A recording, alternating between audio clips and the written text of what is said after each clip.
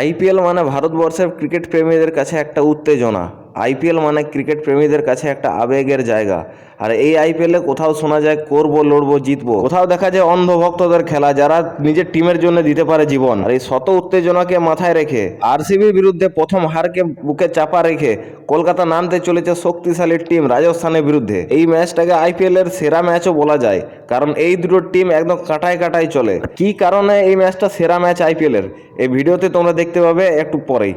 তো বন্ধুরা, তোমাদের কাছে ছোট্ট একটা রিকোয়েস্ট, যদি ক্রিকেট ফ্যান হয়ে থাকো আর ক্রিকেটকে যদি পছন্দ করো, তাহলে ক্রিক74 চ্যানেলটিকে একটা লাইক সাবস্ক্রাইব করে ভালোবাসা দিও। তো দেখা যাক এখন বর্তমানে কেকেআরের কাছে শক্তি আর দুর্বলতা কি রয়েছে এই ম্যাচে। আইপিএলে আমরা কয়েক বছর ধরে দেখে আসছি কলকাতাকে অ্যাটাকিং ক্রিকেট খেলে যেতে। কলকাতা অ্যাটাক করে খেলে, কারণ তাদের কাছে রয়েছে রাসেল, রিঙ্কু সিং, রমনদীপের মতো প্লেয়ার।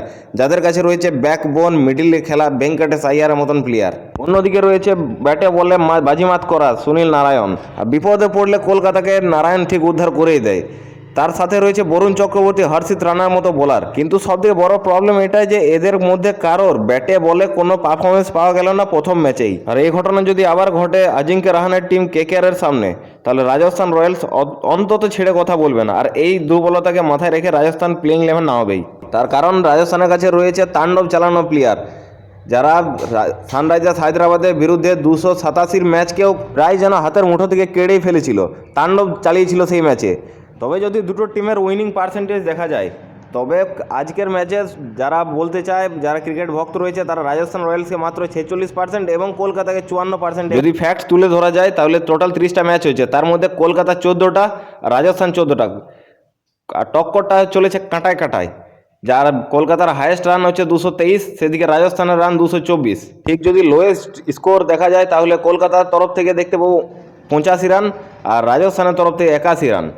ফার্স্ট ব্যাটিংয়ের দিক থেকে রাজস্থান প্রথম যদি ব্যাট করে, তো রাজস্থান 9খানা ম্যাচ জিতেছে প্রথম ব্যাট করে, সেখানে কলকাতা মাত্র 4খানা ম্যাচ।